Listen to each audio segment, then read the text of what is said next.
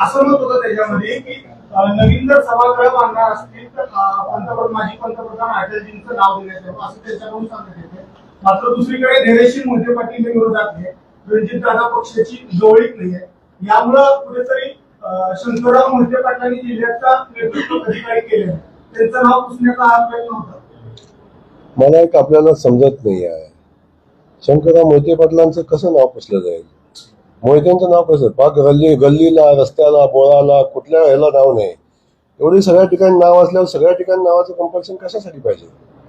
त्यामुळे त्यांचा कधी अवमान आम्हाला करायचा नाही आणि त्या गोष्टीत मला जायचंही नाही. आम्ही शंकरराव मोहिते पाटलांचं नाव बदललेलं नाही आणि ते बदलणार नाही. आम्ही शिवरत्न हे नाव बदललेलं आहे. बदलायचा निर्णय मी बदललेला आहे, सभागृहात घेतलाय असं मला तुमच्या माध्यमातून समजलेलं आहे.